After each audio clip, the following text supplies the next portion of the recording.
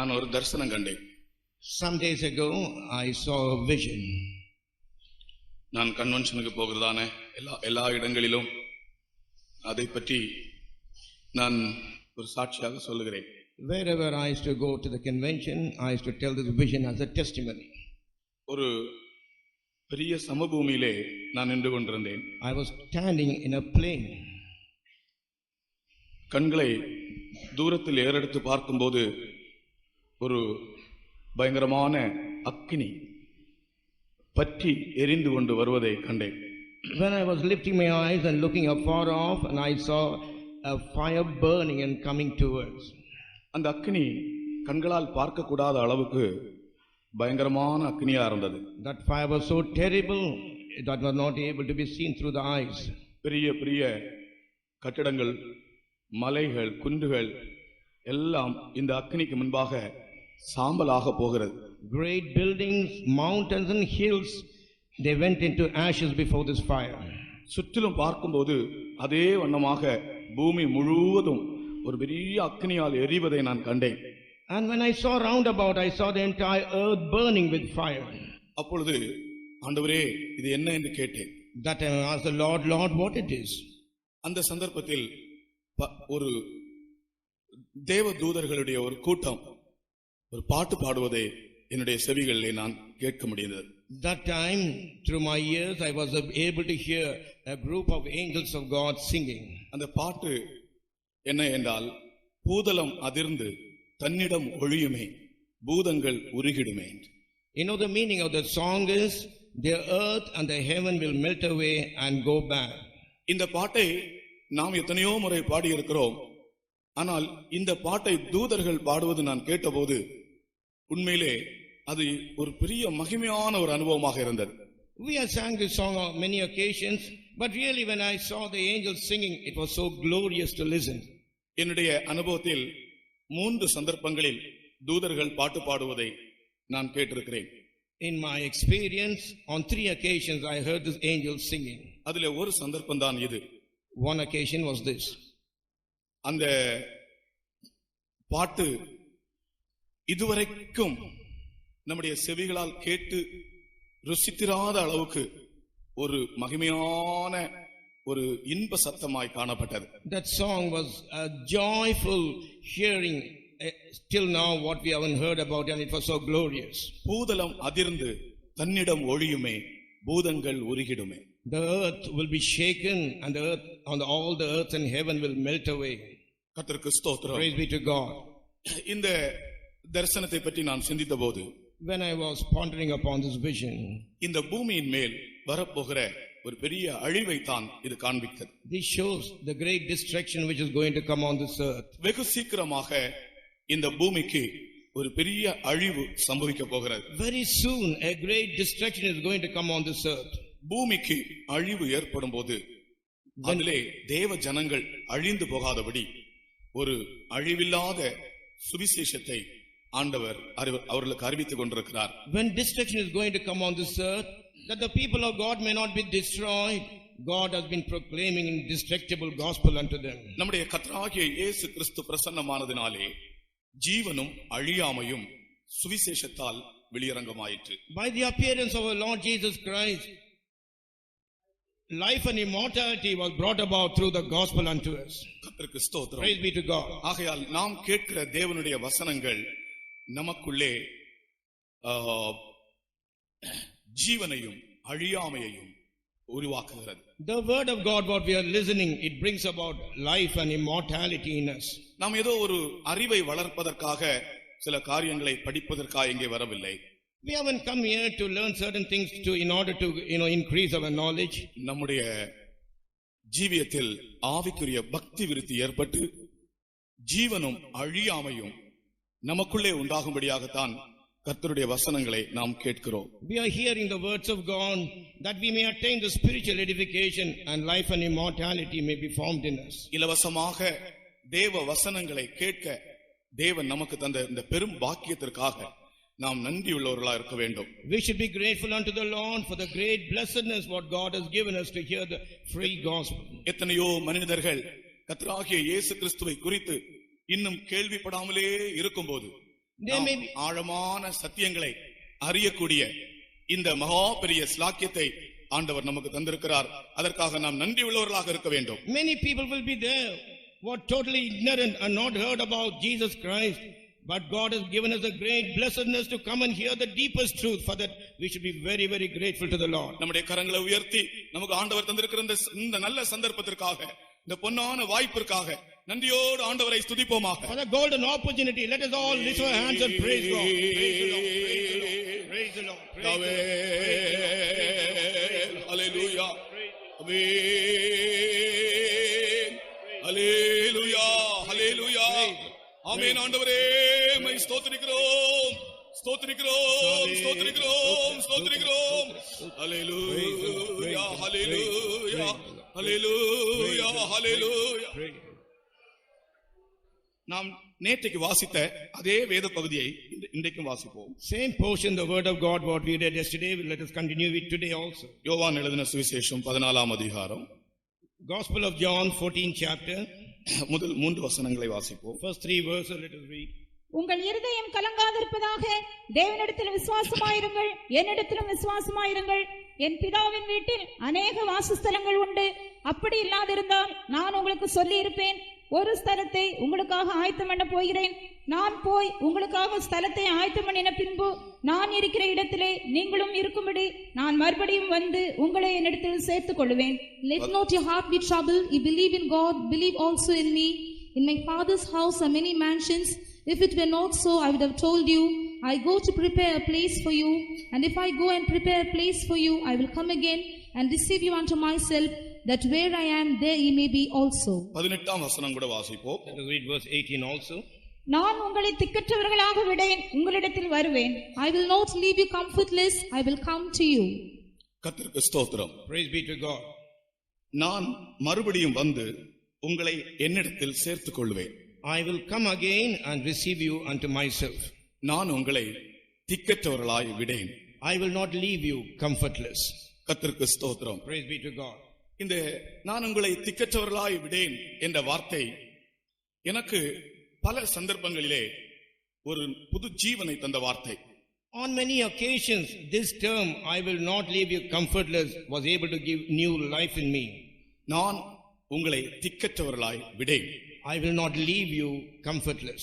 இந்த திக்கற்றவர்கள் என்ற வார்த்தைக்கு ஆங்கிலத்திலே இந்த இடத்தில் கம்ஃபர்ட்லெஸ் அல்லாவிட்டால் ஆறுதலற்றவர்கள் என்று எழுதப்பட்டிருக்கிறது. You know, for this term in English, it is very clearly spoken that it is comfortless or those who console. ஆனால் இந்த திக்கற்றவர்கள் என்ற வார்த்தை வேறு இடங்களிலே வருகிறது. அந்த இடங்களிலே ஆங்கிலத்திலே ஃபாதர்லெஸ் அல்லாவிட்டால் அனாதைகள் என்று குறிக்கப்பட்டிருக்கிறது. In other places, for this term comfortless, in English it is said as fatherless or orphan. கர்த்தருக்கு Praise ஸ்தோத்திரம். be to God. நீங்கள் இந்த திக்கற்றவர்கள் என்றதான வார்த்தை வருகிற வேறு இடங்களை நீங்கள் வேத புஸ்தகத்திலே வாசித்தால் அந்த இடங்களிலே அது ஃபாதர்லெஸ் என்றதான வார்த்தை ஆங்கிலத்திலே எழுதப்பட்டிருக்கிறது. You know, when you read in other places in the scripture, the meaning is written as fatherless. கர்த்தருக்கு ஸ்தோத்திரம். Praise be to God. ஆனால் இந்த இடத்தில் கம்ஃபர்ட்லெஸ் அல்லாவிட்டால் ஆறுதலற்றவர்களாக அல்லாவிட்டால் தேற்றரவற்றவர்களாக உங்களை நான் விட மாட்டேன். In this place it is mentioned, I will not leave you comfortless. அதை நான் இன்றைக்கு அந்த ரெண்டு அர்த்தத்தையும் சேர்த்து சொல்லுகிறேன். நான் உங்களை ஆறுதலற்றவர்களாயும் அனாதைகளாயும் விட மாட்டேன். I will not leave you comfortless nor as an orphan. நாம் எல்லாரும் அந்த வசனத்தை இப்படி சொல்லுவோமாக. Let us all say this verse in this way. நான் உங்களை ஆறுதலற்றவர்களாயும் அனாதைகளாயும் விட மாட்டேன். I will not leave you comfortless or fatherless. இந்த வார்த்தையை நீங்கள் எல்லாரும் உங்களுக்குள்ளே நீங்கள் சொல்லுங்கள். All of you tell this verse within yourself. இது கர்த்தராகிய இயேசு தாமே நமக்கு சொன்னதான வார்த்தை. This word is the same word what Lord Jesus Christ himself spoke to us. நான் உங்களை ஆறுதலற்றவர்களாயும் அனாதைகளாயும் விட மாட்டேன். I will not leave you comfortless or fatherless. கர்த்தருக்கு ஸ்தோத்திரம். Praise be to God. நான் உங்கள் அண்டை மறுபடியுமாய் வருவேன். I will come again unto you. ஆகையினால் தான் தம்முடைய ஜனத்தை ஆறுதல் படுத்தும்படிக்கு தேற்றரவாளனாகிய பரிசுத்த ஆவியை முதலாவது அவர் அனுப்பினார். In order to comfort his people, Lord sent the Holy Spirit, the comforter unto them. கர்த்தருக்கு ஸ்தோத்திரம். Praise be to God. எனக்கு இந்த வார்த்தையை சொல்லும்போது எனக்கு ஒரு சம்பவம் ஞாபகம் வருகிறது. When I was telling this, I remember an incident. ஒரு தடவை நான் ஒரு பள்ளிக்கூடத்திலிருந்து பிள்ளைகள் வெளியே வருகிறார்கள். ஒரு 4 மணி அளவு இருக்கும். அந்த சந்தர்ப்பத்தில் நான் என்னுடைய வண்டியை ஓட்டிக்கொண்டு அந்த பள்ளிக்கூடத்தில் வாசல் பக்கத்திலே போக வேண்டிய ஒரு சந்தர்ப்பம் வந்தது. Maybe it was 4 o'clock when the school children were coming out of the school. That time I was riding my 4-wheeler and I was going through that path. பள்ளிக்கூடத்திலிருந்து பிள்ளைகள் எல்லாரும் வருகிறார்கள். அவர்களுடைய பிள்ளைகளை அவர்களுடைய வீட்டார் வந்து கொண்டு போகிறார்கள். All the school children are coming out of the school and parents of their respective children, they are coming and taking the children to the houses. எல்லா பிள்ளைகளும் போன பிற்பாடு ஒரு பையன் மட்டும் தனியே அங்கே நின்று அழுது கொண்டு நின்றான். When all the school children left that place, one boy all alone was crying there. இவன் அழுகிற அழுகையை கண்டு அங்க நின்ற 2-3 பேர் அங்கே வந்தார்கள். Hearing his cry, 2 to 3 people came near him. மிகவும் கசந்து அழுது கொண்டிருந்தான். He was weeping bitterly. அப்பொழுது நானும் என்னுடைய வண்டியை நிறுத்திக் கொண்டு இவன் என்ன நடக்கிறது என்று பார்க்கலாம் என்று ஓரத்தில் நின்று பார்த்து கொண்டே நின்றேன். Even I stopped my vehicle and I was observing as to what is taking place. ஒரு 10 நிமிடங்கள் அவன் அழுதிருப்பான். Maybe for 10 minutes he would have been crying. மற்ற எல்லா பிள்ளைகளும் போய்விட்டார்கள். All other children are left out. ஒரு 10 நிமிடத்திற்கு பிற்பாடு திடீரென்று ஒரு கார் அங்கே வந்தது. After 10 minutes, suddenly a car appeared in that place. அந்த பையனுடைய அப்பா கார்ல இருந்து இறங்கி ஓடி போய் இவனை எடுத்து, மகனே டிராபிக் ஜாம் ஆகி போச்சு மகனே, அதனால தாண்டா லேட் ஆயிடுச்சுன்னு சொல்லி அவனை ஆறுதல் படுத்தி அந்த காருக்குள்ளே வைத்து கார்ல கொண்டு போனார். Father of that boy immediately got down from the car, ran to the child. He said, "Son, I'm sorry, because of the traffic jam I got late." He embraced the son immediately and took him into the car. தகப்பன் வருவார் என்று ஆவலோடு எதிர்நோக்கி இருந்த பையன் தகப்பன் காணாததை உணர்ந்து கசந்து அழுதான்.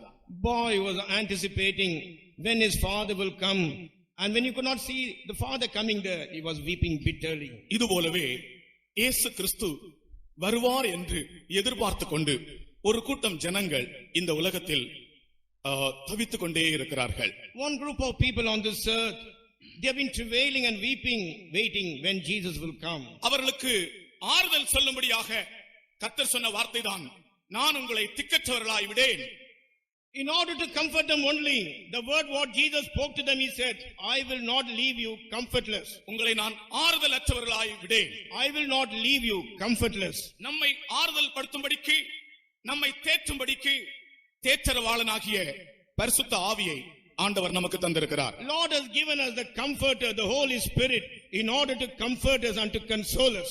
இந்த கடைசி நாட்களில் பரிசுத்த ஆவியினாலே இருதயங்களில் ஆறுதல் அடைகிற ஜனங்கள் மாத்திரம் உங்களுடைய கரங்களை உயர்த்தி ஒரு அல்லேலூயா சொல்லுங்கள். In these last days, those people, amen, hallelujah, hallelujah, hallelujah, hallelujah, hallelujah.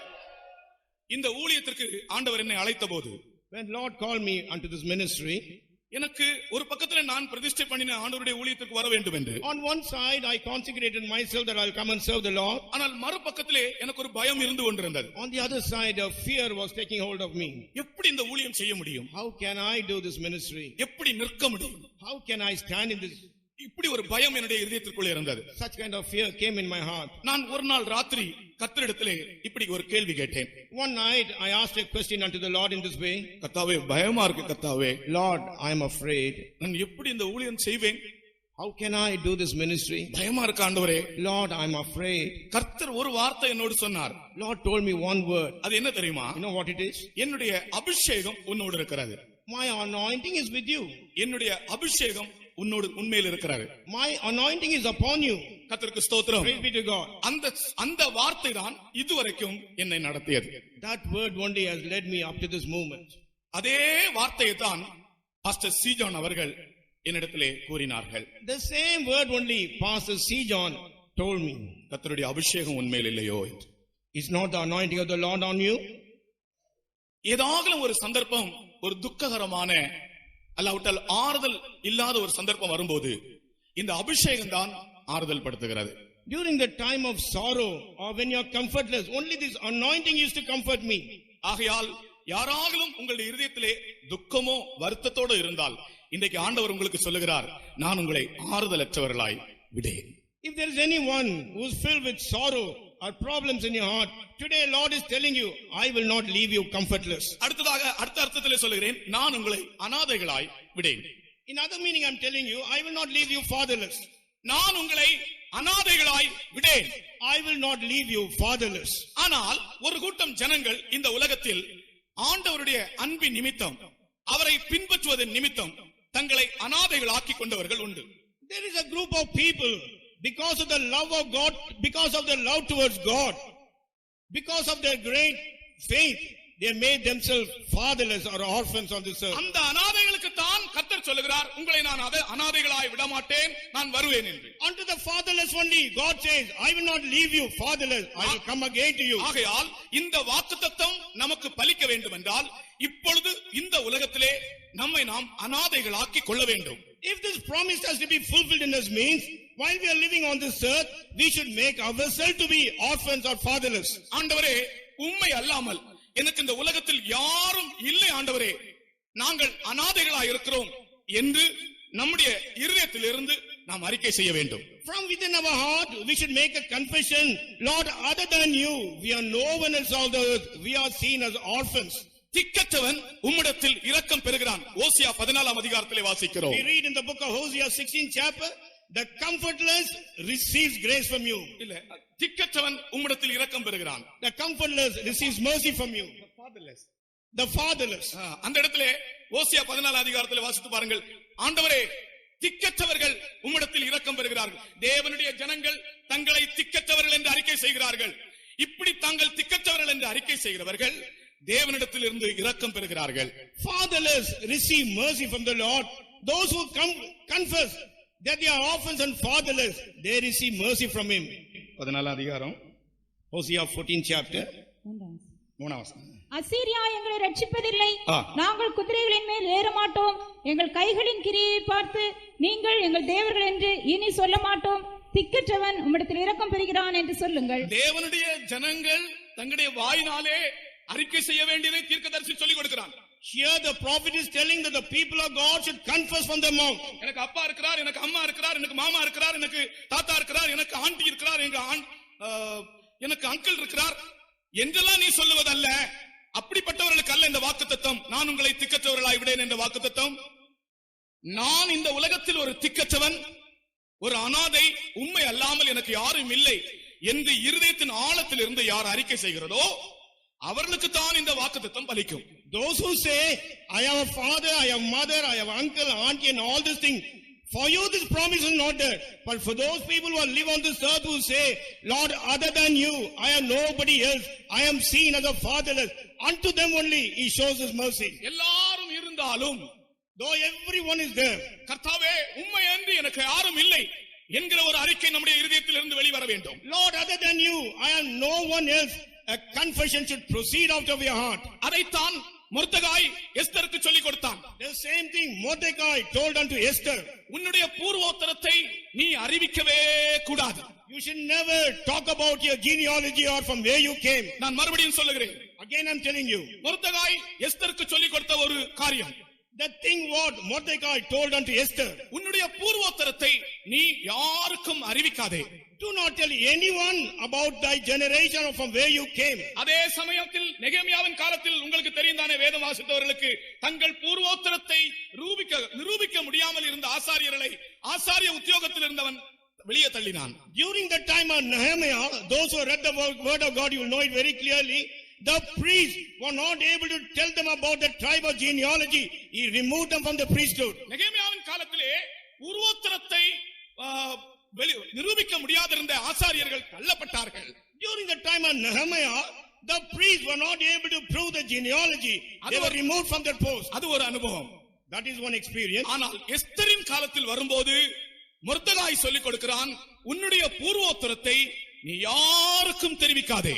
During the time of Esther, Mordecai is telling unto Esther, no one should know, or you do not tell to anyone about thy generation or from where you came. எனக்கு ஒரு மாமா இருக்கிறாரோ, எனக்கு ஒரு அண்ணன் இருக்கிறாரோ, எனக்கு ஒரு அங்கிள் இருக்கிறாரோ, எனக்கு உதவி செய்ய முடியாது, எனக்கு ஒரு ஆபீசர் இருக்கிறாரோ, உன்னுடைய வாயினால் நீ அறிவிக்காதே. ஏனென்றால் நீ ஒரு திக்கற்ற ஒரு ஆள் என்பதை உன்னுடைய இருதயம் சொல்ல வேண்டும். With your mouth do not confess, I have an uncle, I have a so and so, I have a person, officer who can help me. You must confess, I am a fatherless, and then only you will be able to receive mercy. Amen.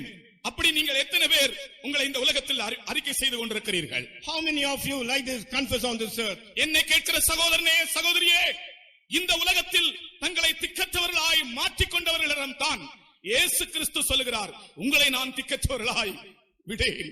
Beloved brother and sister, those who transform themselves as fatherless on this earth, unto them only Jesus says, I will not leave you comfortless. எந்த மனிதன் மேலும் உன்னுடைய நம்பிக்கை நீ வைக்காதே. Do not put your trust on any man.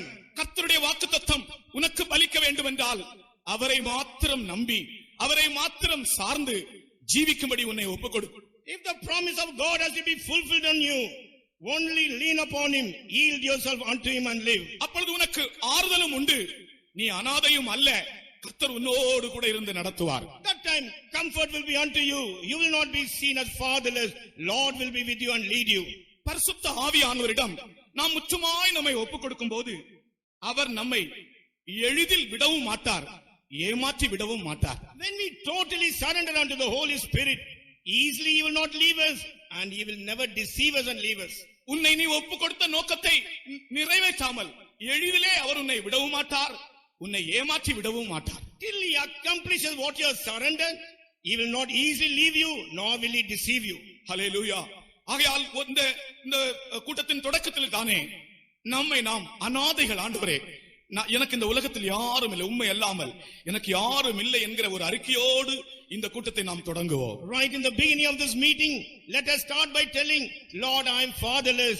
Other than thee, I am no one else on this earth. கர்த்தர் சொல்லுகிறார், நான் உன்னை மறக்க மாட்டேன். Lord says, I will never forget you. சீயோன் சொல்லுகிறார், கர்த்தர் என்னை மறந்தார். Zion says, Lord has forsaken, forgotten me. கர்த்தர் சொல்லுகிறார், நான் உன்னை மறக்க மாட்டேன். Lord says, I will never forget you.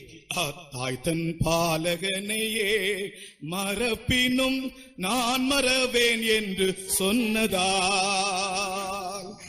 தாய் தன் பாலகனையே மறப்பினும் நான் மறவேன் என்று சொன்னதால், தாண்டி என்னை அவர் கையில் தந்து ஜீவபா என்று ஓடுவேன், தாண்டி என்னை அவர் கையில் தந்து ஜீவபாதை என்று ஓடுவேன்.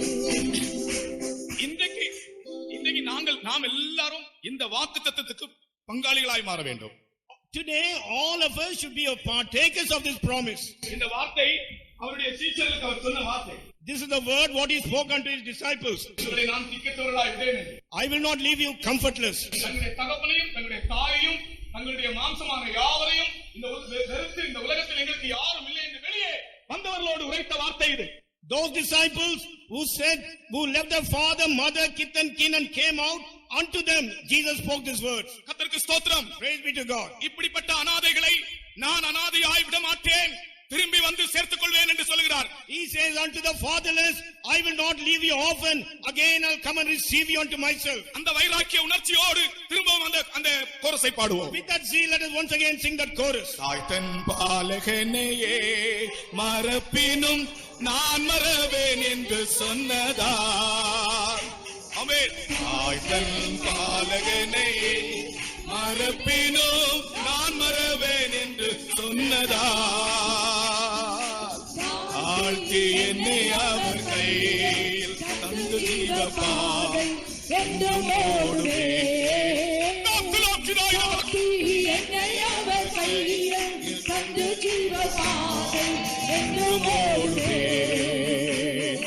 இயேசு என்னும் நாமமே என் ஆத்துமாவின் கீதமே, இயேசுவை நான் என்றும் ஏற்றி மகிழ்ந்திடுவேன்,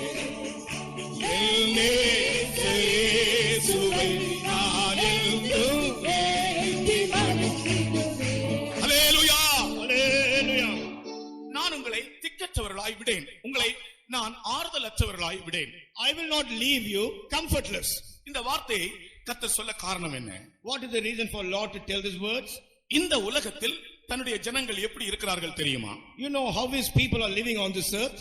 ஓநாய்களுக்குள்ளே ஆட்டுக்குட்டியை போலவும், as a sheep among wolves, முள்ளுகளுக்குள்ளே லீலி புஷ்பத்தை போலவும் Like தன்னுடைய ஜனங்கள் இருக்கிறார்கள். like lily flower among the thorns. Just there, like this, the people of God are. ஆகையினால் தான் உங்களை நான் ஆறுதலற்றவர்களாய் விடேன் என்று சொன்னார். That is why he told them, I will not leave you comfortless. அவர்கள் இந்த பூமியில் இருக்கிறதான சூழ்நிலைகள் சரியான சூழ்நிலைகள் அல்ல. The environments where they lived on this earth was not right. ஒரு நல்ல சூழ்நிலையிலே தன் ஜனத்தை வைத்து இப்படி சொல்ல வேண்டிய அவசியம் இல்லை. It is not necessary for him to place his people in a very good environment and to tell these words. கர்த்தருக்கு ஸ்தோத்திரம். Praise be to God. அல்லது நாம் பரலோக ராஜ்யத்திற்கு போய் சேர்ந்த பிற்பாடும் நான் உங்களை இனி ஆறுதலற்றவர்களாய் விடேன் என்று சொல்ல வேண்டிய வார்த்தை இல்லை. It is not necessary after reaching the kingdom of heaven that he will tell that I will not leave you comfortless. இந்த பூமியிலே அவருடைய ஜனங்களின் நிலைமை முள்ளுகளுக்குள்ளே லீலி புஷ்பம் போலவும் ஓநாய்களுக்குள்ளே ஆடுகளைப் போலவும். Condition of his people upon this earth were like the sheep among wolves, like the lily flower among thorns. கர்த்தருக்கு ஸ்தோத்திரம். Praise be to God. நான் இன்றைக்கு தேவ ஜனங்கள் இந்த பூமியிலே 4 விதமான முள்ளுகளின் நடுவில் இருக்கிறார்கள் என்றும் 4 விதமான ஓநாய்களின் நடுவில் இருக்கிறார்கள் என்றும் உங்களுக்கு இன்றைக்கு நான் சொல்லுகிறேன். Today I would like to tell you that the people of God on this earth, they are living among 4 types of wolves and 4 types of thorns. வாசிங்கள், அந்த முள்ளுகளுக்குள்ளே லீலி புஷ்பம் எப்படி இருக்கிறதோ அந்த வசனத்தை வாசிங்கள். உன்னத பாட்டு, Songs of Solomon. முள்ளுகளுக்குள்ளே லீலி புஷ்பம் எப்படி இருக்கிறதோ, முள்ளுகளுக்குள்ளே லீலி புஷ்பம் எப்படி இருக்கிறதோ அப்படியே குமார்த்திகளுக்குள்ளே எனக்கு பிரியமானவளும் இருக்கிறாள். அப்படியே எனக்கு பிரியமானவளும், அதாவது கர்த்தருடைய ஜனங்கள் முள்ளுகளுக்குள்ளே இருக்கிறார்கள். Like that, those who are beloved or the people of God are there among thorns. இந்த முள் என்பது என்ன? What is this thorn? இன்றைக்கு நாம் நம்மை குறித்து பார்க்கும்போது 4 விதமான முள்களின் நடுவிலே தேவ ஜனங்கள் உலகத்தில் இருக்கிறார்கள். When we consider ourselves, we can find that the people of God are living among 4 types of thorns. முதலாவது முள் என்று சொல்வது 2 சாமுவேலிலே வாசிக்கிறோம் 23ஆம் அதிகாரத்தில். The first type of thorn we read in the book of 2 Samuel. பேலியாளின் மக்கள் எரிந்துவிடும் முள்ளுக்கு சமமானவர்கள். Children of Belial are equal unto the thorns which is burned. அதாவது தேவனுடைய ஜனங்கள் இந்த உலகத்திலே பாவத்தின் நடுவிலும் பாவிகள் நடுவிலும் இருக்கிறார்கள். People of God are living among sinners and amid sin. கர்த்தருக்கு Praise ஸ்தோத்திரம். be to God. சூழ்நிலை சரியல்ல. Circumstances are not good. இந்த உலகத்தில் தேவனுடைய ஜனங்கள் பாவிகள் நடுவிலும் பாவத்தின் நடுவிலும் காணப்படுகிறார்கள். These days, the people of God are among the sinners and amid sin on this earth. பேலியாளின் மக்கள் எரிந்து விடப்படுகிற முள்ளுக்கு சமமானவர்கள். Children of Belial are compared unto the burning thorns. அது பாவத்தையும் பாவிகளையும் காண்பிக்கிறது. That shows sin and sinners. 2 Samuel 23:6 வசனத்தை வாசித்து பாருங்கள். Read 2 Samuel 23:6. பேலியாளின் மக்கள் அனைவருமோ கையினால் பிடிக்கப்படக்கூடாததாய் எரிந்து போடப்பட வேண்டிய முள்ளுக்கு சமானமானவர்கள். முள்ளுகளின் நடுவிலே, இங்கிலீஷ்ல படிங்க. But the sons of Belial shall be all of them as thorns thrust away, because they cannot be taken with hands. முள்ளுகளின் நடுவிலே இருக்கிற தேவ ஜனங்கள், அல்லாவிட்டால் அவருக்கு பிரியமானவள், அவருடைய மனவாட்டி, இந்த பாவத்தின் நடுவிலும் பாவிகள் நடுவிலும் தான் இந்த உலகத்தில் காணப்படுகிறாள். The people of God or the bride of Christ who are living among thorns, they are living on this earth amidst the sinners and sin. இவர்கள் நடுவிலே Among them, இவள் எப்படி இருக்க வேண்டும்? how can she live? இந்த முள்ளுகள் நடுவில் இவள் தன்னுடைய வேறுபாட்டின் ஜீவியத்தை காத்துக்கொள்ள வேண்டும். Amidst this thorn, she has to preserve the life of separation. அப்பொழுதுதான் அவளுக்கு ஆறுதல் உண்டாயிருக்கும். Then only comfort will be seen in her. முள்ளுகள் ஆகிய பாவத்திலும் நடுவிலும் பாவிகள் நடுவிலும் ஜீவிக்கிறவர்கள் தங்கள் வேறுபாட்டின் ஜீவியத்தை காத்துக்கொண்டால் மட்டுமே இருதயத்தில் ஆறுதலை அவர்கள் அடைவார்கள். Only people of God, the thorns which is seen as sinners and sin, amidst them, if they keep the separated life, they will be comforted. தாமரை இலையிலே தண்ணீர் ஒட்டாதது போல, As water will not cling on to the lotus. அவர்கள் பாவத்தின் நடுவில் ஜீவிக்கிறார்கள், பாவிகள் நடுவில் ஜீவிக்கிறார்கள். ஆனால் இவர்களுக்குள்ளோ பாவம் ஒட்டிக்கொள்வதில்லை. They are living among sinners, they are living amid sins. The sin will not cling on to them. ஆகையினால் தான் தேவனுடைய மனுஷன் என்று அழைக்கப்படுகிறவனுக்கு ஒரு வேறுபாட்டின் ஜீவியம் அவசியம். That is why a man who is called as a man of God, life of separation is very essential. அந்த வேறுபாட்டின் ஜீவியத்தை எல்லா இடங்களிலும் காத்துக்கொள்ளும் போது நமக்குள்ளே ஆறுதல் நிரம்பி வரும். When we preserve the life of separation in all the places, comfort will come to us. எந்த இடத்தில் வேறுபாட்டின் ஜீவியத்தை நஷ்டப்படுத்துகிறோமோ நம்முடைய இருதயத்தில் இருக்கிற ஆறுதலும் இழந்து விடுவோம். In which place we lose the life of separation, the comfort what we have in heart, we will lose it. நீங்க ஆண்டவருக்காக வேறு பிரியும் போதுதான் பரிசுத்த ஆவியானவர் உன்னை பாதுகாக்க முடியும். Only when you get separated for the Lord, the Holy Spirit can preserve you. கர்த்தருக்கு ஸ்தோத்திரம். Praise be to God. அடுத்ததாக இரண்டாவது முள். Second thorn. இரண்டாவது முள் என்ன தெரியுமா? You know what is the second thorn? ஜாதிகளுடைய நிந்தையும் அவமானங்களும். Reproach and shame of the nations. எசேக்கியேல் 28ஆம் அதிகாரம் 24ஆம் வசனத்தை வாசிக்கும் போது, when we read in the book of Ezekiel 28 chapter 26 verse, தேவ ஜனத்துக்கு விரோதமான நிந்தைகள், தேவ ஜனத்துக்கு விரோதமான அவமானமான வார்த்தைகள் இனி உங்கள் மேல் வராது என்று கர்த்தர் சொல்லுகிறார். Lord says the reproaches and the words of shame which is upon the people of God may not come again to you. வாசிங்க. இஸ்ரவேல் வம்சத்தாரை இகழ்ந்த அவருடைய சுற்றுப்புறத்தாராகிய அனைவரிலும் இனி தைக்கிற முள்ளும் நோவுண்டாக்குகிற நெரிஞ்சிலும் அவர்களுக்கு இராது. அப்பொழுது நான் கர்த்தராகிய ஆண்டவர் என்று அறிந்து கொள்வார்கள். And there shall be no more a pricking briar unto the house of Israel, nor any grieving thorn of all that are round about them that despise them, and they shall know that I am the Lord God. முள்ளுகளுக்குள்ளே லீலி புஷ்பம் என்பது இந்த முள்ளுகளாகிய நிந்தை அவமானங்களுக்குள்ளே இந்த lily புஷ்பம் இருக்கிறது. When it is told lily among thorns, this shame and the reproach which is seen as a thorn, that they are living among them. தேவ ஜனங்கள் உண்மையாய் ஜீவிக்கிறவர்களுக்கு நிந்தையும் அவமானங்களும் உண்டு. People of God who live upright life, reproaches and shame is there. கர்த்தருக்கு ஸ்தோத்திரம். Praise be to God. நான் ஒரு விசுவாசி சகோதரனை பற்றி சொன்னேனே. I told you about a believer brother. அவர் வீட்டிலே ஒழுங்காக ஜெபம் பண்ணுவார், ஸ்தோத்திரம் செய்வார், அல்லேலூயா சொல்லுவார். இதை அங்கிருந்த ஜனங்கள் எதிர்த்தார்கள். Regularly he used to pray in his house and he used to praise God and say hallelujah. People who are there, they resisted him. ஒரு தடவை ஒரு பெரிய வெட்டுக்கத்தியை கொண்டு வந்தார்கள். One day they brought a big axe. Axe இல்ல, ஒரு வெட்டுக்கத்தி. கர்த்தருக்கு ஸ்தோத்திரம். A big knife they brought. அவர்கள் அவனிடத்திலே சொன்னார்கள், இனி நீ அல்லேலூயா என்று சொன்னால் உன்னை வெட்டி விடுவோம் என்று. They told him, once again if you say hallelujah, we will cut you in pieces. அவர் என்ன செய்தார் தெரியுமா? You know what did he do? தன்னுடைய மகளுக்கு அல்லேலூயா என்று பெயரிட்டார். He named a daughter hallelujah. இப்ப பள்ளிக்கூடத்துல இந்த பிள்ளையை கூப்பிடுறவங்க எல்லாம் அல்லேலூயா என்று கூப்பிடுறாங்க. In the school, all those who address their daughter, they will call her hallelujah. தெருவிலே கூப்பிடுறவங்க எல்லாம் இப்ப அல்லேலூயா கூப்பிடுறாங்க. On the streets, everyone call her hallelujah. இவர்கள் இப்ப ஜெப சமயத்துல மாத்திரமல்ல, வேணும்னே தன்னுடைய பிள்ளையை அல்லேலூயா இங்க வா சொல்லுவாங்க. Not only during the time of prayer, wantingly they will call her daughter hallelujah, come here. கர்த்தருக்கு ஸ்தோத்திரம். Praise be to God. பிரியமானவர்களே, ஒரு விரோதமான ஒரு அனுகூலம் அல்லாத சூழ்நிலை, நிந்தை, அவமானங்கள் வரும்போது அதையும் ஆண்டவர் நாமத்தில் தேவ ஜனங்கள் சகிக்கக்கூடிய ஒரு இருதயத்தை பெற்றுக் கொள்ள வேண்டும். During unfavorable occasion, when reproach and shame comes in, the people of God must experience receive an experience to praise and pray more. நிந்தைகள் அவமானங்களை இயேசு சகித்தார். Jesus bore reproaches and shame. அதே போல தேவ ஜனத்துக்கு நிந்தைகள் வரும்போது, அவமானங்கள் வரும்போது, பழி சொற்கள் வரும்போது, இழிவான வார்த்தைகள் வரும்போது தேவ ஜனங்கள் செய்ய வேண்டிய ஒரு காரியம், அதை சகிக்க வேண்டும். When reproaches, shame and all kinds of unwanted talks come about them, you know what the people of God should do? They should be able to bear all these things. அவர்களுக்கு தான் இயேசு கிறிஸ்து சொன்ன வாக்குத்தத்தம் பலிக்கும். Only unto them the promise what Jesus Christ spoke will be fulfilled.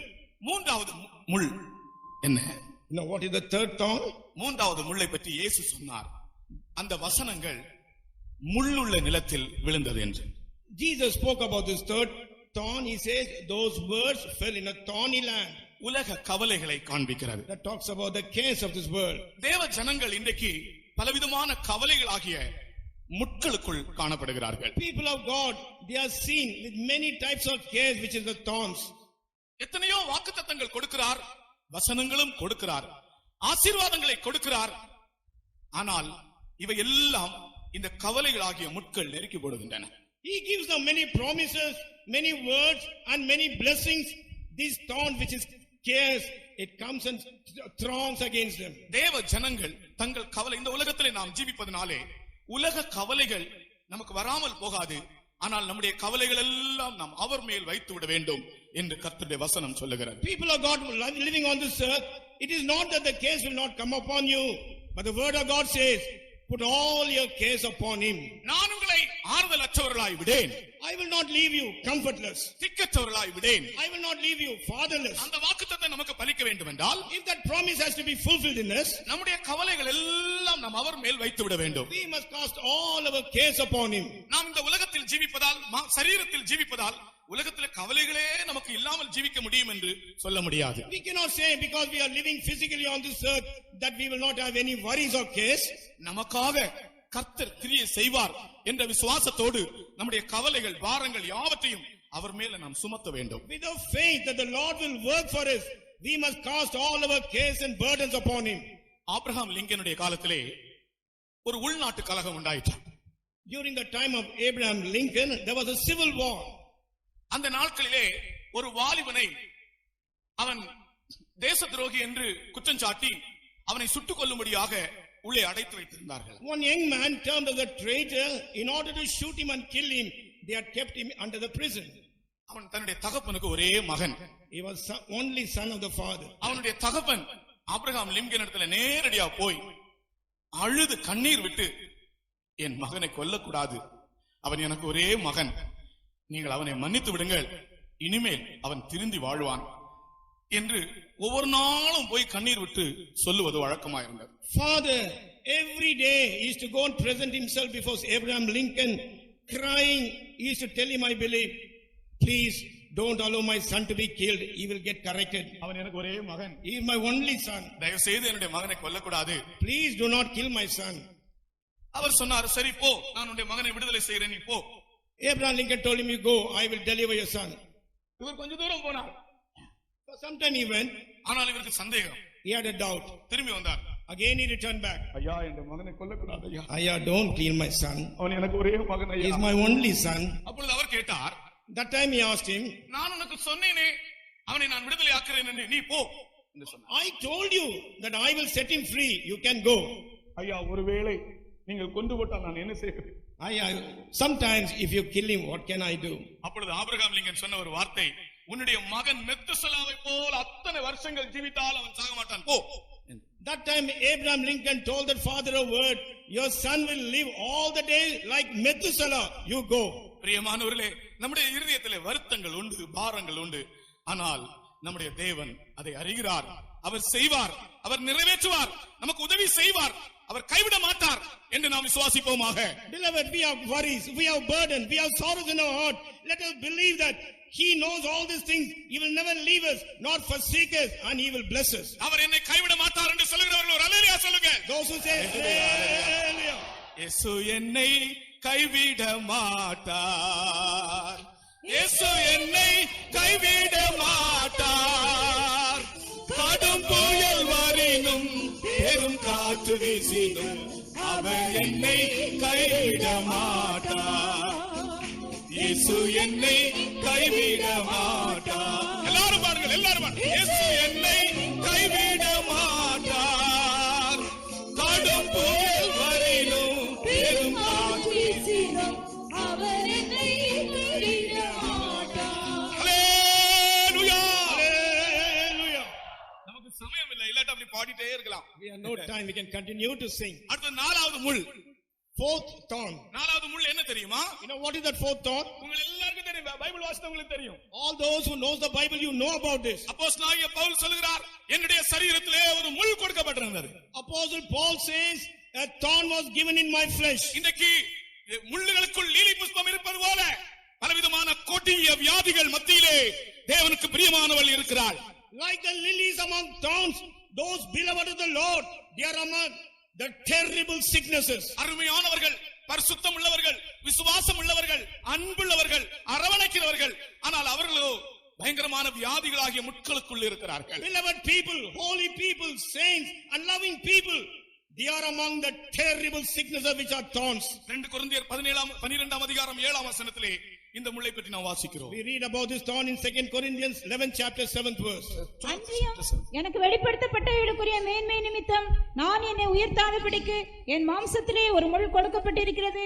என்னை நான் உயர்த்தாதபடிக்கு அது என்னை குட்டும் சாத்தானுடைய தூதனாயிருக்கிறது. English. And lest I should be exalted above measure through the abundance of the revelations, there was given to me a thorn in the flesh, the messenger of Satan to buffet me, lest I should be exalted above measure. மாம்சத்திலே ஒரு முள் அவனுக்கு கொடுக்கப்பட்டது. A thorn was given unto him in his flesh. வைராக்கியமான ஒரு அப்போஸ்தலன். He was a very zealous apostle. சத்தியத்தை நிலைநாட்டினாள். He planted the truth. உபதேசத்தை நிரூபித்தவர். He proved the doctrines. புறஜாதியாருக்கு சுவிசேஷத்திற்காக வேறுபட்டு இறங்கினவர். He rose to proclaim the gospel unto the Gentiles. அவருக்கோ சரீரத்தில் ஒரு முள். For him a thorn in his flesh. என்னுடைய சரீரத்தில் ஒரு முள் கொடுக்கப்பட்டிருந்தது. A thorn is given in my flesh. இன்றைக்கு அவருக்கு அருமையானவள் ஆண்டவருடைய பிள்ளைகள் எத்தனையோ பேர் இந்த முள்ளாகிய வியாதிகளுக்குள்ளே நெருக்கப்பட்டு கொண்டிருக்கிறார்கள். People of God who are beloved of the Lord, many people they have been oppressed by the thorn in the flesh, which is the sickness. அவரை விசுவாசிக்கிறவர்களுக்கு வியாதியினின்றும் அவர் விடுதலை தருகிறார். Those who believe in him, he gives them deliverance from the sickness also. அப்போஸ்தலனாகிய பவுலுடைய சரித்திரத்தை படிக்கும்போது இந்த முள்ளில் இருந்து அவர் விடுதலை ஆனதாகத்தான் சரித்திரம் கூறுகிறது. When you read the history of Apostle Paul, we read that he was delivered from this thorn. கர்த்தருக்கு ஸ்தோத்திரம். Praise be to God. நம்முடைய சரீரத்தில் யாருக்காகவும் இதுபோல வியாதியாகிய முள் காணப்படுகிறதா? For anyone, this thorn which is the sickness, is it seen on you? இன்றைக்கு அந்த முள் உன்னை குத்தும் போது நீ இந்த வாக்குத்தத்தத்தை நீ விசுவாசிப்பாயாக. Today when the thorn is pricking you, will you believe this promise? நான் உன்னை ஆறுதலற்றவனாய் விடேன். I will not leave you comfortless. ஆமென். நான் உன்னை குணமாக்குவேன். I can heal you. நீங்கள் அதை விசுவாசியுங்கள். You believe that? மணவாட்டி அல்ல ஆண்டவருக்கு அருமையானவள் முள்ளுகளுக்குள்ளே இருக்கிறாள். The bride or the beloved of the Lord is among thorns. யாருக்காகவும் சரீரத்தில் இப்படிப்பட்டதான வியாதிகள் இருந்தால் திரும்ப நாங்கள் அந்த கைவிட மாட்டார் என்கிற கோரஸை பாடுகிறோம். கர்த்தர் உங்களை சௌக்கியமாக்குகிறார். If there is anyone who has got this kind of sickness in your body, we are going to sing this chorus and Lord is going to heal you. ஆமென். வியாதி ஒரு பெரிய மலையை போல் வருகிறது. Sickness is like a huge mountain. ஒரு பெரிய மலையை போல் வருகிறது. It comes like a huge mountain. ஒரு பெரிய புயலை போல் வருகிறது. Like a huge tempest. யோபு தன்னுடைய வியாதியை பற்றி சித்தரிக்கும் போது அவர் சொல்லுகிறார் ஒரு பெரிய புயல் என்று சொல்லுகிறார். When Job is describing about his sickness, he says it is like a great tempest. இயேசு கிறிஸ்து வியாதியை பற்றி சொல்லுகிறார் இந்த மலையை பார்த்து நீங்கள் கட்டளையிடலாம் என்று. Jesus Christ looking unto the sickness, he says look unto the mountain and say it to be removed. புயலாகிய வியாதி அல்லது வியாதியாகிய புயல் வியாதியாகிய மலை இன்றைக்கு முற்றிலுமாய் கர்த்தர் அகற்றப் போகிறார். Sickness which is the tempest, sickness which is the mountain, Lord is going to remove it totally. அருமையான ஊழியக்காரர்கள் அருமையான விசுவாசிகள் எத்தனையோ பேர் வியாதிக்கு அடிமையா இருப்பது ஆண்டவருக்கு சித்தம் அல்ல. கர்த்தர் விடுவிக்கிறார். Beloved servants of God, beloved believers, it is not the will of God that they should be under the bondage of sickness. Lord is delivering them. இயேசு என்னை கைவிட மாட்டார் என்று பாடும்போதே கர்த்தர் உங்களை விடுதலையாக்குகிறார். As we sing the Lord will not forsake, Jesus will not forsake me, Jesus is setting you free. இயேசு என்னை கைவிட மாட்டார். இயேசு என்னை கைவிட மாட்டார். கடும் புயல் வரினும் பெரும் காற்று வீசினும் அவர் என்னை கைவிட மாட்டார். ஆமென். இயேசு என்னை கைவிட மாட்டார். இயேசு என்னை கைவிட மாட்டார். கடும் புயல் வரினும் பெரும் காற்று வீசினும் அவர் என்னை கைவிட மாட்டார். இயேசு என்னை கைவிட மாட்டார். கர்த்தருடைய வல்லமையை விசுவாசியுங்கள். வாக்குத்தத்தத்தை விசுவாசியுங்கள். தளர்ச்சியான போதா அவர் என்னை கைவிட மாட்டார். இயேசு என்னை கைவிட மாட்டார். இயேசு என்னை கைவிட மாட்டார். Oh, in the name of Jesus. பெரு காற்று வீசினும் Oh, in the name of Jesus. கைவிட மாட்டார். Sit up to the eye. In the name of Jesus. Yuri talam shaida bahara katula. Yuri am shaida bahatala ida bara. Yuri am tiaida ka shaida bara. முள்ளுகளுக்குள்ளே லீலி புஷ்பம் போல அவருடைய ஜனங்கள் இந்த உலகத்தில் ஜீவிக்கிறார்கள். His people, like the lilies among thorns, they are living on this earth. அடுத்தது ஓநாய். Secondly, the wolf. ஆடுகளுக்குள்ளே ஓநாய்களுக்குள்ளே ஆடுகளை அனுப்புகிறது போல நான் உங்களை அனுப்புகிறேன் என்று கர்த்தர் சொன்னார். Lord says, other sheep is among the wolves, so I send you among them. இந்த ஓநாய் 4 விதமான ஓநாய்களை பற்றி சொல்லுகிறேன். I will tell you about 4 types of wolves. தேவ ஜனங்கள் 4 விதமான ஜனங்கள் மத்தியில் இருக்கிறார்கள். The people of God are living among 4 types of people. ஒன்று, 1, தேவ அன்பில்லாதவர்கள், கடித்து பட்சிக்கிறவர்கள். people who don't have the love of God, who bite and devour. பென்யமீன் பீறுகிற ஓநாய் என்று சொல்லப்பட்டது. They are called as a ravening wolf. கலாத்தியர் பட்சிக்கிற மனுஷராய் மாறினார். மனுஷரை ஒருவரை ஒருவர் கடித்து பட்சிக்கக்கூடியவர்களாய் காணப்பட்டார்கள். Galatians were seen as a people who used to bite and devour one another. ஆண்டவருடைய வசனங்களை அறிந்த ஜனங்கள், People of God who knew the word of God. அபிஷேகத்தின் வல்லமையை அறிந்த ஜனங்கள், People who knew the power of anointing. ஆழமான சத்தியங்களை அறிந்த ஜனங்கள், People who knew the deepest truth. ஒருவரை ஒருவர் கடித்து பட்சிக்கக்கூடியவர்களாய் இருந்தார்கள். They were biting and devouring one another. ஓநாய் என்பது இதுபோல கடித்து பட்சிக்கக்கூடிய அன்பற்ற ஜனங்களை காண்பிக்கிறார். Wolf talks about people without love who bite and devour. கலாத்தியர்ல அந்த வசனம் இருக்கு. நீங்கள் ஒருவரை ஒருவர் கடித்து பட்சித்தீர்களானால் அழிவீர்கள். அப்படி ஒருவரால் ஒருவர் அழிக்கப்படாதபடிக்கு எச்சரிக்கையாயிருங்கள். 5:15. கலாத்தியர் 5ஆம் அதிகாரம் 15ஆம் வசனம். 5:15. இதுதான் முதல் தரம் ஓநாய்கள். This is the first type of wolves. தேவனுடைய ஜனங்கள் இதுபோல கடித்து பட்சிக்கக்கூடிய ஓநாய்கள் மத்தியில் தான் இந்த உலகத்தில் வாழ்ந்து கொண்டிருக்கிறார்கள். The people of God are living in this world among the wolves who bite and devour. மனுஷன் தேவ அன்பை இழந்து விட்டால் அவன் ஓநாயாய் மாறி விடுவான். Man, when he loses the love of God, he turns out to be a wolf. மனிதன் இரக்கத்தை இழந்து விட்டால் ஓநாயாய் மாறி விடுவான். Man has lost mercy, he turned out to be wolf. நீங்கள் ஒருவரை ஒருவர் கடித்து பட்சித்தீர்களானால் அழிவீர்கள். If you bite and devour one another, you will perish. எத்தனையோ விதமான ஆவிக்குரிய ஆசீர்வாதங்களை பெற்ற கலாத்திய சபை அவர்கள் மனுஷரையே கடித்து பட்சிக்கக்கூடியவர்களாய் மாறிவிட்டார்கள். Galatian church who received many type of spiritual blessings, they were biting and devouring men. அவர்கள் மனுஷரை கடித்து சாப்பிட்டார்கள் என்ற அர்த்தம் அல்ல. It is not that they bit and ate the people. அன்பற்ற சுபாவம், unloving character, இரக்கமற்ற சுபாவம், merciless character. யாரையும் கடிக்கிறது போல பட்சிக்கிறது போல நாம் பேசக்கூடாது. We should never speak as though we bite or devour anyone. கர்த்தருக்கு ஸ்தோத்திரம். Praise be to God. தேவ ஜனங்கள் தேவ அன்பை இழந்து விடக்கூடாது. People of God should not lose the love of God. இரக்கத்தை இழந்து விடக்கூடாது. They should not lose the mercy. மற்றவர்களை கண்டால் பரிதபிக்கக்கூடிய இருதயம் காணப்பட வேண்டும். When you look at others, you must have a heart to have compassion. கர்த்தருக்கு ஸ்தோத்திரம். Praise be to God. மற்றவர்களுடைய நிலைமையை விளங்கிக் கொள்ளக்கூடிய இருதயம் தேவ ஜனங்களுக்கு வேண்டும். People of God are in need of a heart where they will be able to understand others. இன்னைக்கு உலகத்தில் மனிதர்கள் ஏன் மனிதர்களை கொல்லுகிறார்கள்? On this earth, why people, one person kills another person? அவர்களுக்கு தேவ அன்பும் தேவ இரக்கமும் அவருடைய இருதயத்தில் இல்லாதபடியால். Because in the heart they don't have the love of God and the mercy of God. ஆகையினால் தான் ஒருவரை ஒருவர் அவர்கள் அழிக்கிறார்கள். That is why they destroy one another. இது முதலாவது ஓநாய். This is the first wolf. இரண்டாவது ஒரு ஓநாய் உண்டு. The second wolf is there. அது கள்ள தீர்க்கதரிசிகள், மாய்மாலமான ஜீவியம். False prophets living a hypocritical life. இயேசுவை தான் அவர்கள் ஆராதிக்கிறார்கள். They are worshipping only Jesus. அல்லது உண்மையாய் பார்த்தால் அவர்கள் தேவனுடைய மனுஷர்கள் போல இருப்பார்கள். When you see them, they will pose as though as the people of God. ஆனால் அவர்கள் கள்ள தீர்க்கதரிசிகளாக இருந்தார்கள். But they are seen as a false prophets. மேலே ஆட்டுத்தோல், உள்ளத்திலோ ஓநாய். On top the skin of the lamb, but inside they are as wolf. ஒரு இரட்டை ஜீவியம். A double life. நமக்கு ஒரு டபுள் லைஃப் இல்ல.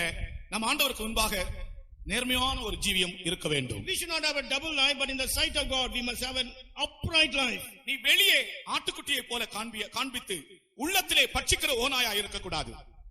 Outside you should not pose yourself as a lamb and inside as a devouring ravening wolf. அது மாய்மாலமான ஜீவியம். That is a hypocritical life. கர்த்தராகிய இயேசு கிறிஸ்து இப்படிப்பட்ட மாயக்காரரை குறித்து தைரியமாக மாயக்காரரே என்று அநேக முறை அழைத்திருக்கிறார். Lord Jesus Christ, looking unto the people are living a hypocritical life, he says, oh hypocrites, he says many times.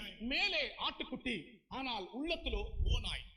Above outwardly lamb but inside wolf.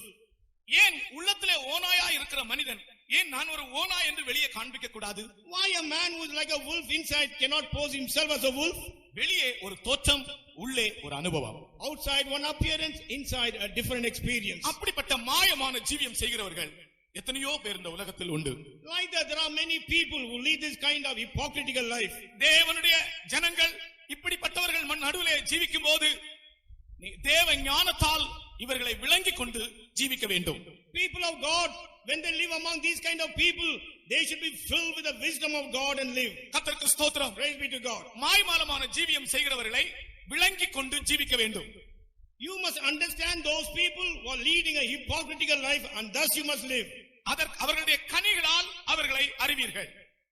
அவர்களுடைய கனிகளால் அவர்களை அறிவீர்கள். You will be able to know them through their fruits. கர்த்தருக்கு ஸ்தோத்திரம். Praise be to God. அப்படிப்பட்ட மனிதரை விளங்கிக் கொள்ளும்படியான ஒரு தேவ ஞானம் தேவ ஜனங்களுக்கு அவசியமா இருக்கிறார். People of God are in need of a wisdom of God to understand these kind of people. ஆகையினால் தான் பரிசுத்த ஆவியானவர், நமக்குள்ளே இருக்கிற பரிசுத்த ஆவியானவர் நம்முடைய இருதயத்தை ஆறுதல் படுத்துகிறது மட்டுமல்ல, அந்தந்த சந்தர்ப்பத்துக்கேற்ற ஞானத்தையும் அவர் அருளுகிற ஆவியாயிருக்கிறார். That is why the Holy Spirit who is in us not only comforts us, on occasion when it arises, he is able to give us the wisdom. ஒரு பேதையான மனுஷனா இருந்தாலும் ஆவியானவர் அவனுக்கு திவ்ய ஞானத்தை கொடுக்கிறார். Though he may be a fool, the Spirit of God gives him the divine wisdom. தேவனுடைய ஜனங்கள் இப்படிப்பட்ட ஓநாய்கள் நடுவில் இந்த உலகத்தில் வாழ்கிறார்கள். People of God on this earth, they are living among the wolves like this. அடுத்தது மூன்றாவது ஓநாய். Third wolf.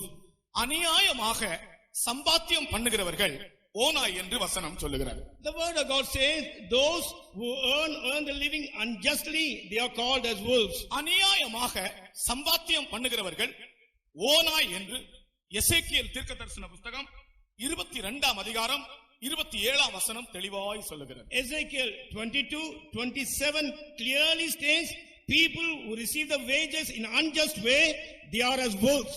இந்த உலகத்தில் அநேகர் அநியாயமாக சம்பாத்தியம் செய்து ஆண்டவருடைய கண் பார்வையிலே ஓநாய்களாய் இருக்கிறார்கள். On this earth, many people earn in a very unjust way. In the sight of God, they are seen as wolves. வாசியுங்கள். அதன் நடுவில் இருக்கிற அதன் பிரபுக்கள் இறை கவுகிற ஓநாய்களைப் போல் இருக்கிறார்கள். அநியாயமாய் பொருள் சம்பாதிக்கிறதற்கு ரத்தம் சிந்துகிறார்கள், ஆத்துமாக்களை கொள்ளையிடுகிறார்கள். Our princes in the midst thereof are like wolves ravening the prey, to shed blood and to destroy souls, to get dishonest gain. இந்த ஓநாய் எப்படிப்பட்டது தெரியுமா? You know what kind of wolf it is? அநியாயமாக பொருள் சம்பாதிக்கும். They are earning dishonest gain. அதன் நடுவில் இருக்கிற அதன் பிரபுக்கள் பட்சிக்கிற ஓநாயா இருக்கிறார்கள். அவர்கள் அநியாயமாய் சம்பாத்தியம் செய்கிறார்கள். Princes who are living among them, they are seen as the ravening wolves, and they are going for an unjust gain. நம்முடைய வீட்டிலே வருகிற சம்பாத்தியங்கள் நியாயமானதா இருக்க வேண்டும். All the earnings which is coming into our family should be in the just way. அநியாயமான ஒன்றும் நம்முடைய வீட்டிற்குள் வரக்கூடாது. Nothing which is unjust should never enter our house. கர்த்தருக்கு Praise ஸ்தோத்திரம். be to God. உலகத்தில் இன்றைக்கு நியாயம் இல்லை. On this earth, there is no justice. உலகத்தில் நாம் பார்க்கும்போது அநியாயமான முறையில் தான் உலகத்திலே சம்பாத்தியங்கள் நடக்கிறது. You know, these days when you observe this world, all the earnings are coming almost in the unjust way. அவர்கள் சொல்லுகிறார்கள், இப்படி இல்லாவிட்டால் எங்களுக்கு சம்பாத்தியம் பண்ண முடியாது என்று நேரடியாகவே சொல்லுகிறார்கள். You know, straight away they say, if we do not earn like this, we can never earn our money. ஆனால் கர்த்தரோ அவர்களை ஓநாய் என்று அழைக்கிறார். But Lord addresses them as wolves. விசுவாசத்தினாலே நாம் சம்பாத்தியம் பண்ண வேண்டும். Through faith we must earn our living. கர்த்தருக்கு ஸ்தோத்திரம். Praise be to God. ஒரு முறை ஆபிரகாமிடத்தில் சோதோமின் ராஜா பொருட்கள் எல்லாம் எடுத்துக்கொள்ளும்படி கோரினான். Once the king of Sodom told unto Abraham to receive or to take all the goods. ஆனால் ஆபிரகாம் தன்னுடைய 2 கைகளையும் ஆண்டவருக்கு நேராக உயர்த்தினான். But Abraham lifted both his hands towards God. அந்த தேவன் யார் தெரியுமா? You know who was that God? L Elyon. El Elyon. L Elyon என்றால் the possessor of heaven and earth. வானத்துக்கும் பூமிக்கும் உடையவர். The meaning of El Elyon is the possessor of heaven and earth. வானத்துக்கும் பூமிக்கும் உடையவராயிருக்கிற தேவனை, எல் எலியோனை ஆபிரகாம் விசுவாசித்து அவருக்கு நேராய் தன் கைகளை உயர்த்தினார். God who is the possessor of heaven and earth, El Elyon. Abraham believed in him and he lifted his hands towards him. ஆபிரகாமின் தேவன் L Elyon, L Shaddai. The God of Abraham is El Shaddai. கர்த்தருக்கு ஸ்தோத்திரம். Praise be to God. L Shaddai என்றால் சர்வவல்ல தேவன். El Shaddai means Almighty God. கர்த்தருக்கு ஸ்தோத்திரம். Praise be to God. அவனுடைய தேவன் சர்வவல்லம் உள்ளவர். அவனுடைய தேவன் வானத்துக்கும் பூமிக்கும் உடையவர். His God is an Almighty God and His God is the possessor of heaven and earth. ஆனால் உலகத்திலே அநீதியாய் சம்பாத்தியங்கள் நடந்து கொண்டிருக்கின்றன. But on this earth, earnings are there in an unjust way. அநியாயங்கள் நடுவிலும் அநீதிகள் நடுவிலும் தேவ ஜனங்கள் உலகத்தில் ஜீவித்துக் கொண்டிருக்கிறார்கள். Among injustice and unrighteousness, people of God are living. ஆனால் தேவனுடைய ஜனங்களே, அந்த அநியாயமும் அநீதியும் தேவ ஜனங்களுக்குள் வராதபடி உங்களை நீங்கள் காத்துக்கொள்ள வேண்டும். Oh people of God, that injustice and unrighteousness may not come unto you. You preserve yourself. நான் உங்களுக்கு முதலாவது சொன்னேனே, உங்கள் பூர்வோத்தரத்தை நீங்கள் அறிவிக்காமல் அநாதைகளாகவே நீங்கள் அறிக்கையிட்டு நாங்கள் இந்த உலகத்தில் பரதேசிகள் என்று சொல்லி அநியாயமான சம்பாத்தியம் உங்கள் வீட்டுக்குள் வராதபடி காத்துக்கொள்ள வேண்டும். As I told you, not talking about your genealogy, confessing that your father is on this earth, not earning in any unjust way, you must lead a pure life. எனக்கு உதவி செய்ய ஒரு ஆள் உண்டென்றோ, என்னை நேசிக்க ஒரு ஆள் உண்டென்றோ, என்னை பராமரிக்க ஒரு ஆள் உண்டென்றோ இருக்கட்டும், இருந்தால் இருக்கட்டும், நீங்கள் அறிக்கை செய்யாதிருங்கள், எனக்கு கர்த்தர் மட்டுமே என்று சொல்லுங்க. Maybe you may be having, but do not confess. There is a person to love me. There is a person to take care of me. There is a person to comfort me. But nevertheless you say, my Lord is my comforter. எஸ்தரின் வாழ்க்கையின் வெற்றிக்கு ரகசியம் அவள் தன் பூர்வோத்தரத்தை அறிவிக்காமல் இருந்ததுதான். The words of Esther was the secret of the victory. She never spoke about our genealogy. கர்த்தருக்கு ஸ்தோத்திரம். Praise be to God. மொர்தெகாயின் வார்த்தைக்கு கீழ்ப்படிந்தாள். She obeyed unto the words of Mordecai. எல்லாம் அவளுக்கு கர்த்தர் செய்தார். Everything Lord did unto her. அப்படி நீங்க நாமும் ஜீவிக்கும் போது இந்த அநியாயங்களும் அநீதிகளும் நமக்குள் வராது.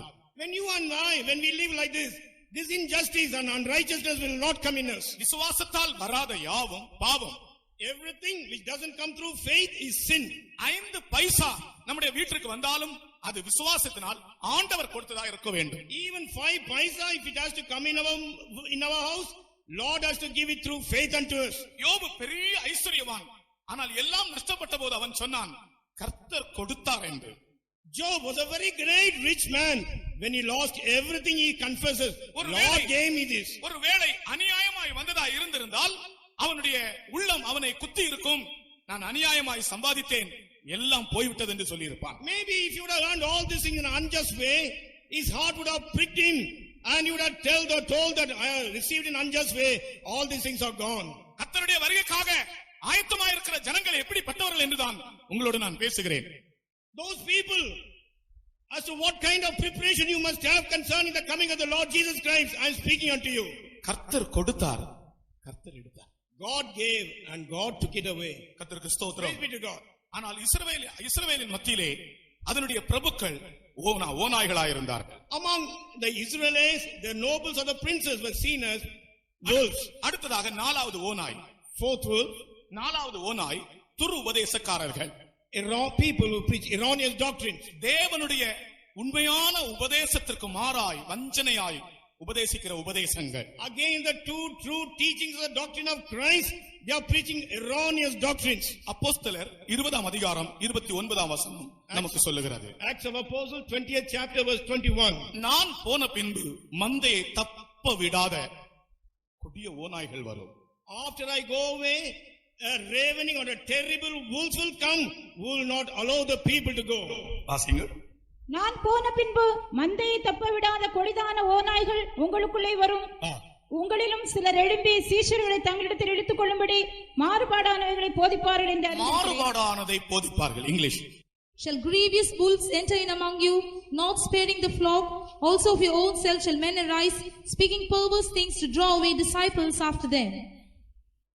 அது துரு உபதேசம், அதாவது மாயமான வஞ்சனையான போதனை செய்கிறவர்கள். Erroneous doctrines or people who teach perverse things.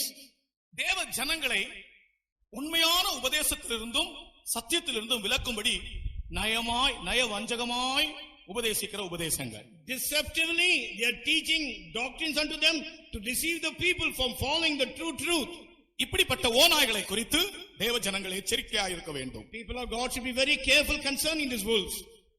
எந்த காரணம் கொண்டும் நீங்கள் அறிந்திருக்கிற சத்தியத்திலிருந்து உங்கள் இருதயம் மாறக்கூடாது. Whatever may be the reason, your heart should not depart from the truth what you have known. ஒரு ஆள் மீன் கடை வச்சாராம். One person had a fish shop. எனக்கு ஒரு கதை ஞாபகம் வருது. I remember a story. ஒரு ஆள் மீன் கடை வச்சாராம். A person kept a fish shop. மீன் கடையில ஒரு board வச்சாராம். He placed a board near the fish shop. இங்கு புதிய மீன்கள் விற்கப்படும். Today new fishes will be sold. இங்கு Here new fishes will be sold. ஒரு போர்டு எழுதி போட்டார். There was a board placed there. வியாபாரம் நல்ல முறையில் தான் ஆரம்பித்தது. Business started in a very good way. ஒரு நாள் திடீரென்று அவருடைய ஒரு ஃப்ரெண்ட் வந்தாங்க. One day suddenly his friend came there. அவன் சொன்னானா, He told him, இங்கு என்று எழுதியிருக்கிற வார்த்தை தேவையில்லையே, the term here, it is not required. புதிய மீன்கள் விற்கப்படும், அவ்வளவு போதுமே. It is sufficient if you write new fishes will be sold. உடனே அடுத்த நாள் இவர் இந்த இங்கு என்றதான வார்த்தையை அடித்தார். Next day immediately he cancelled the word here. இப்பொழுது புதிய மீன்கள் விற்கப்படும். Now the board says new fishes will be sold. 2 நாளைக்கு பிறகு வேறொரு ஃப்ரெண்ட் வந்தார். After 2 days another friend came. புதிய மீன்கள் விற்கப்படும் என்று எழுத வேண்டிய அவசியம் இல்லை. அப்படியானா மற்றவங்க எல்லாம் பழைய மீன்களா விற்கிறாங்க, தப்பா நினைச்சிருவாங்க. அதனால இந்த புதிய என்ற வார்த்தை வேண்டாம். It is not necessary for you to write new fishes will be sold. If that be the case, other people will think that even old fishes are being sold. உடனே இவர் சொல்றது சரிதான் என்று சொல்லி புதிய என்ற வார்த்தையை எடுத்துவிட்டு மீன்கள் விற்கப்படும் என்று வைத்தார். Thinking that advice of the friend was correct, he removed that word new and only the fishes will be sold, he kept it there. கொஞ்ச நாளைக்கு பிறகு இன்னொரு ஃப்ரெண்ட் வந்தார். After some time, after few days, another friend came. கடையில மீன் வச்சிருக்கிறது விக்கிறதுக்கு தானே. The fishes in the shop, it is only for selling. அதான் எல்லாருக்கும் தெரியுமே. Everyone knows about it. பின்ன விற்கப்படும் அது தனியா ஒன்று எழுத வேணுமா? It is not necessary for you to write separately, it can be sold. வெறும் மீன்கள் என்று மட்டும் போர்டு போட்டா போதுமே. If you just put a board by signage by telling only fishes, that will do. உடனே இவர் செய்தாராம், அது சரிதான் என்று சொல்லி விற்கப்படும் என்று எடுத்துட்டார். He thought that is correct. Immediately the term to be sold, he removed it. அடுத்து கடைசியாக ஒரு ஃப்ரெண்ட் வந்தார். கொஞ்ச நாளைக்கு பிறகு After few days another friend came. எப்ப மீன் கடையில மீன் வச்சிருக்கிறது தான் எல்லாருக்கும் தெரியுமே, இப்ப நாங்க மீன் எழுதணுமா? In the fish shop, everyone knows that you have a fish. Is it necessary for you to write like this? மீன் கடைக்கு மீன்கள் என்ற போர்டு தேவையில்லையே. 1 கிலோமீட்டர் அந்த பக்கத்துல வரும்போதே வாசனை அடிக்குதே. For a fish shop to write a board fish, it is not required. In 1 kilometer distance, you can get to know the smell. அதனால போர்டே தேவையில்லப்பா. You need not have a board at all, he told him. அதோட அவனுடைய business போச்சு. With that, his business closed. இதுபோல நாம் அறிந்திருக்கிற சத்தியத்துக்கு விரோதமான வார்த்தைகள், அந்நியமான வார்த்தைகள், உபதேசங்கள் தந்திரமாய் நயவஞ்சகமாய் பிசாசு கொண்டு வரும்போது அதை நாம் விளங்கிக் கொள்ள வேண்டும். When devil brings deceptively in a very subtle manner all the strange truth against the right truth what we have known, we should be able to understand it. கர்த்தருக்கு ஸ்தோத்திரம். Praise be to God. சத்தியங்கள் எல்லாம் நமக்கு எழுதப்பட்டு கொடுக்கப்பட்டிருக்கிறது கையிலே. All the truths have been written and handed over to in our hands. முதலாம் நூற்றாண்டின் காலத்தில் ஜீவித்ததான பரிசுத்தவான்களுக்கு இதுபோல ஒரு பைபிள் கையில இல்லை. The first century saints who lived, they never had a Bible like this in their hands. இப்பொழுது நமக்கு எவ்வளவு அருமையாக ஒரு வேத புஸ்தகம் கையில் இருக்கிறது. Now beautifully a Bible has been kept in our hands. உபதேசங்கள் இருக்கிறது. We have teachings. உபதேச புத்தகங்கள் இருக்கின்றன. We have the books of doctrines. நல்ல முறையில் நாம் உபதேசங்களை படித்திருக்கிறோம். We have learned this doctrine in a very good manner. ஆனால் உபதேசங்களுக்கு விரோதமாய் பேசுகிறவர்கள் யாரோ அவர்கள் ஓனா என்று பவுல் சொல்லுகிறார். Saint Paul says those who are talking contrary to the true doctrine, they are called as wolves. நாம் கேட்கிற உபதேசங்களில் நம்முடைய இருதயத்தை ஸ்திரப்படுத்திக் கொள்ள வேண்டும். We should establish our heart in the truth of the doctrines what we hear. போஜன பதார்த்தங்களினால் அல்ல, போஜன பதார்த்தங்களினால் அல்ல. It is not through any food or any deities. Tamil டிரான்ஸ்லேஷன்ல போஜன பதார்த்தங்களினால் அல்ல என்று எழுதப்பட்டிருக்கு. ஆனால் இங்கிலீஷ்ல எப்படி தெரியல, மலையாளத்துல போஜன பதார்த்தங்களின் நியமங்களினால் அல்ல. அதுதான் சரி. In Malayalam term, the correct word, it is written correct way. போஜன பதார்த்தங்களின் நியமங்களால் அல்ல. It is not because of the laws of the food. கிருபையினால் இருதயம் ஸ்திரப்படுவது நல்லது. It is good that our heart be established through grace. காரணம் யூதர்களுக்கு சில போஜன பதார்த்தங்களை குறித்துள்ள நியமங்கள் இருந்தது. For Jews, there are certain laws concerning their food. கைகளுக்கு அமைச்சப்படக்கூடாது. Without washing the hand, they should not eat. பாத்திரங்களை கழுவணும். They should wash the vessels. பாத்திரங்களுடைய வெளிப்புறத்தை எல்லாம் நன்றாக கழுவுவார்கள். They will wash the vessels, everything outwardly. கைகளை கழுகிறது, கால்களை கழுகிறது, washing the feet and legs, பாத்திரங்களை கழுகிறது, washing the vessels. இதெல்லாம் யூதர்களுடைய ஆகாரத்துக்குரிய பிரமாணங்கள். For Jews, they were laws pertaining to the food. அதனால் இருதயம் ஸ்திரப்பட முடியவில்லை. With that, the heart could not be established. நியாயப்பிரமாணத்தை பின்பற்றினவர்கள் கிருபையிலிருந்து விழுந்தார்கள். Those who followed after law fell in grace. பிரியமானவர்களே, நாம் கேட்கிற உபதேசங்கள் நம்முடைய இருதயத்தை ஸ்திரப்படுத்துகிறது. The teachings of the doctrine, what we hear, that establishes our heart. கேட்கிற வசனங்களிலே உன்னுடைய இருதயத்தை நீ பலப்படுத்திக் கொள்ள வேண்டும். You must strengthen your heart with the words what you hear. கர்த்தருக்கு ஸ்தோத்திரம். Praise be to God. அப்பொழுது அதற்கு விரோதமாய் வந்து நயமாய் யாராலும் பேசினால் நீ அவர்களில் இருந்து உன்னை தப்புவிக்கலாம். Against this, if anyone in subtle way they speak contrary to this, you can escape from them. சாசு உன்னிடத்திலே நயமாய் பேசுவான். Devil will come in a deceptive way and talk to you. Eden தோட்டத்திலே நடந்த அக்கிரமம் அதுதான். This is the iniquity which took place in the garden of Eden. கர்த்தர் சொன்ன வார்த்தைக்கு மாறாக நயமாக அவர்களோடு பேசினான். In a subtle way he spoke a word contrary to the word what Lord spoke unto them. கர்த்தர் உன்னை நேசிக்கிறார். Lord is loving you. கர்த்தர் உன்னை அழைத்தார். Lord called you. உன்னை அபிஷேகித்தார். He anointed you. பரிசுத்தவான்களுடைய ஐக்கியத்தில் உன்னை கொண்டு வந்தார். He has brought you into the fellowship of the saints. உன்னுடைய இருதயம் நீ கேட்கிற உபதேசங்களிலே உறுதியா இருக்க வேண்டும். Your heart should be established in the teachings what you hear. நயமாக தவறாக வருகிற உபதேசங்களுக்கு நீ உன்னுடைய செவியை விலக்க வேண்டும். You should depart your ears from hearing the teaching which is coming in a subtle way. இப்படிப்பட்ட ஓநாய்கள் நடுவிலும் இப்படிப்பட்ட முட்களின் நடுவிலும் அவருக்கு பிரியமானவள் தேவ ஜனங்கள் இன்றைக்கு உலகத்திலே ஜீவித்துக் கொண்டிருக்கிறார்கள்.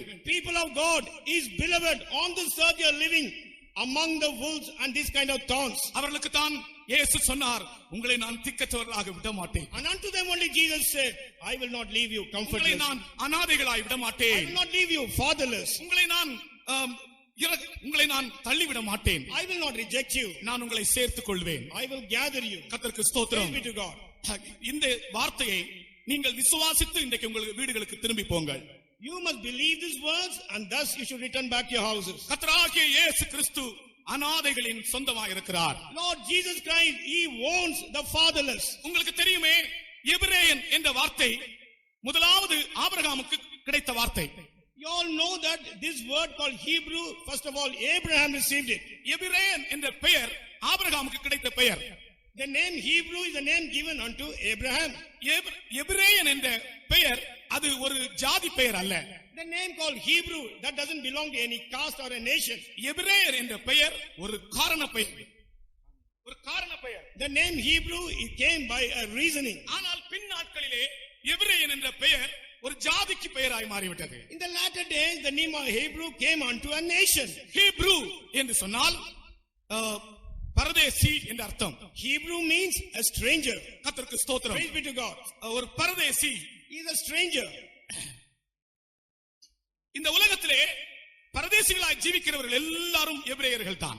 On this earth, all those who live as strangers or pilgrims, they are Hebrews. அவர்களுக்கு கர்த்தர் சொல்லுகிறார், உங்களை நான் திக்கற்றவர்களாய் விடேன்.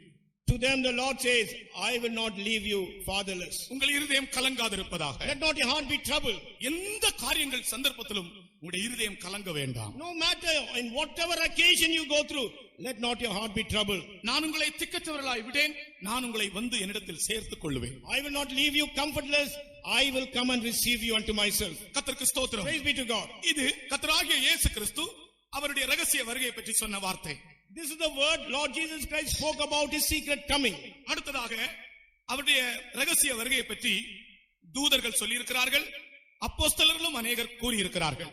The angels of God, even many apostles have spoken about his secret coming. நேற்றுக்கு நான் சொன்னேனே, I told yesterday, இயேசு கிறிஸ்து வானத்துக்கு எழுந்தருளி போகும்போது when Jesus Christ went up to heaven, சீஷர்கள் வானத்தை பார்த்துக் கொண்டிருந்தார். the disciples steadfastly looked towards heaven. அப்பொழுது தூதன் இயேசு கிறிஸ்துவினுடைய வருகையை பற்றி அவர்களோடு பேசினார். That time an angel of God spoke about the coming of Jesus unto the disciples. கலிலேயராகிய மனுஷரே என்று சொன்னான். He told the men of Galilee. கலிலேயராகிய மனுஷரே. Oh men of Galilee. ஏன் அந்த இடத்திலே கலிலேயராகிய மனுஷரே என்று சொல்ல வேண்டும்? Why in that place he must say, oh men of Galilee? இதுபோல ஒரு நாள் ஆகார் ஆபிரகாமுடைய வீட்டை விட்டு ஓடும்போது தேவதூதன் ஆகாரை பார்த்து ஆகாரே என்று கூப்பிட்டிருக்கலாம். ஆனால் அவன் கூப்பிடுகிறான், சாராளின் அடிமை பெண்ணாகிய ஆகாரே என்று கூப்பிட்டான். When Agar she ran away from the house of Abraham, angel of God could have addressed her by a name Agar, but he says, oh bondwoman or the servant of Sarah. பிரியமானவர்களே, சாராளே ஆகாரே என்று கூப்பிட்டிருக்கலாம். ஆனால் அவன் கூப்பிடுகிறான் சாராளின் அடிமை பெண்ணாகிய ஆகாரே என்று கூப்பிட்டான். He could have told her Hagar, but he says bondwoman who is the servant of Sarah. ஏன்? அதற்கு ஒரு காரணம் உண்டு. Because there is a reason for that. நீ சாராளின் அடிமையாக இருக்க உனக்கு விருப்பம் இல்லை, அதனால் தான் நீ ஓடுகிறாய். தேவதூதன் கூப்பிடுகிறான் சாராளின் அடிமை பெண்ணாகி ஆகாரே, You don't like, இன்னும் அடிமையாக இருக்க வேண்டும். you don't like to be a servant unto Sarah. That's why you are running away from the angel of God says, thou bondwoman who is the servant of Sarah. Now you are running away, he says. கலிலேயராகிய மனுஷரே என்று தேவதூதன் கூப்பிடும்போது அதுல ஒரு உள்நோக்கம் உண்டு. When the angel of God says, oh men of Galilee, there is an inner meaning behind it. தூதன் கலிலேயர் என்று சொல்லும்போது When the angel of God says Galilee, இவர்கள் எல்லாரும் தங்களுடைய அழைப்பை பின்னே திரும்பி பார்க்க வேண்டும். all these people once again should look back towards the calling. கர்த்தருக்கு ஸ்தோத்திரம். Praise be to God. இவருடைய இருதயம் கலங்குகிறது. Their hearts are getting troubled. தாங்கள் நம்பி வந்தவர் இப்படி வானத்திலே ஏறி போய்விட்டார். Person whom they trusted, now he rose to heaven. இவரை நம்பி தாய் தகப்பனை விட்டோம், Trusting in him, we left our father and mother. இவரை நம்பி வீடு வாசலை விட்டோம், Believing in him, we left our houses and other things. இவரை நம்பி எல்லாவற்றையும் வெறுத்து வந்தோம். Believing we forsook everything and came forward. இப்பொழுது இவர் நம்மை விட்டு பரலோகத்துக்கு எழுந்தருளி போகிறாரே. Now he has gone to heaven, leaving us. உண்மையாகவே இருதயம் கலங்கத்தானே செய்யும். Definitely, the heart will get troubled. வானத்தை அண்ணாந்து பார்க்கிறார்கள், கைவிடப்பட்டவர்கள் போல. As a forsaken people, steadfastly, now they are looking towards heaven. அந்த சந்தர்ப்பத்திலே தூதன் கூப்பிடுகிறான், கலிலேயராகிய மனுஷரே. During that occasion, angel of God tells them, oh men of Galilee. கலிலேயர் என்ற வார்த்தை கேட்கும் போதே இவர்கள் என்ன நிலைமையில் இருந்த கர்த்தர் இவர்களை அழைத்தார், எதற்காக அழைத்தார் என்றெல்லாம் இருதயத்துக்குள் திரும்பி ஒருமுறை அவர் சிந்திக்க ஒரு இடம் உண்டாக்கினான். As soon as they heard the term Galilee, the disciples were able to think on which situation, on what condition Lord called them. They began to think about it. அவர் சொல்கிறான், திரும்ப அவர் வருவார் என்று. The angel says, again he will come. கர்த்தருக்கு ஸ்தோத்திரம். Praise God. அவர்கள் வானத்தை நோக்கி கொண்டு நின்றார்கள். Steadfastly they were looking towards heaven. நான் உங்களுக்கு சொன்னது போல முதலாம் நூற்றாண்டின் சபையும் அவர் இப்பொழுது வந்து விடுவார் என்று சொல்லி அவரையே நோக்கி இருந்தார்கள். As I told you yesterday, the first century believers telling that he will come to, they were only looking towards heaven. வேற எந்த எண்ணமும் இல்லை, வாஞ்சையும் இல்லை. இயேசு இப்பொழுது வருவார், அது ஒரே எண்ணமாய் இருந்தது. There is no other desire or thought in the heart.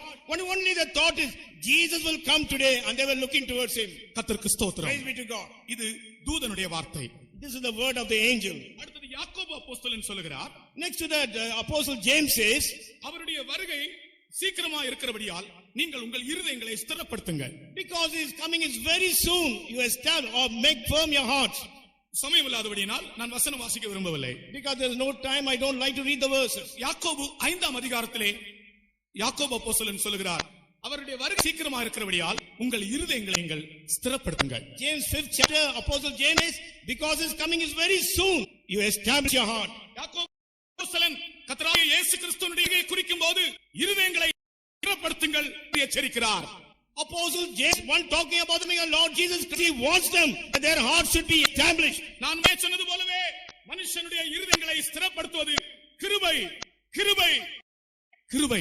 As I told you earlier, the thing which establishes the heart of man is grace and grace. ஒவ்வொரு நாளும் புதுமைகளை கர்த்தர் நமக்கு தந்து கொண்டே இருக்கிறார், நம்முடைய இதயங்களை ஸ்திரப்படுத்தும்படி. Every day, God is granting us new graces in order to establish or make firm the heart. நீங்கள் தீர்மானங்களில் உறுதியாயுங்கள், உங்களுடைய பிரதிஷ்டைகளில் உறுதியாயிருங்கள், இருதயம் வழுகி போக வேண்டாம். கிருபையினாலே உங்களை ஸ்திரப்படுத்திக் கொள்ளுங்கள். இயேசுவினுடைய வருகை சீக்கிரமா இருக்கிறது யாக்கோபு கூறார். Be steadfast in your decisions, be steadfast in your consecration. Let not be trouble. Jesus Christ will very soon for that which is steadfast and established. கர்த்தருக்கு ஸ்தோத்திரம். Praise be to God. பண்ணுகிற தீர்மானம் மரணம் வரியந்தம் கிருபையினாலே நிற்க முடியும். விசுவாசிப்போம். Let us believe the decision what we make, we will be seen and true to that till death. ஒரு விசுவாசி சொன்னார், தீர்மானங்கள் செய்கிறேன், ஆனால் ஒருவன் கூட இருக்க முடியவில்லை, திரும்ப பழைய நிலவரத்தில் தான் வருகிறேன் என்று சொன்னார். One believer told me, I made a decision but not able to keep it 1 month. Once again I go back to the old thing. ஒரே ஒரு பதில், கிருபை இருதயத்தை ஸ்திரப்படுகிறது. Only one answer unto him is that grace will establish, make your heart steadfast. கர்த்தருடைய கிருபை விசுவாசிக்கிறவர்கள் எல்லாரும் ஒரு சொல்லுவோம். Those who believe the grace of God. ஹல்லேலூயா. நாம் ஜீவிக்கிறது கிருபையினாலே.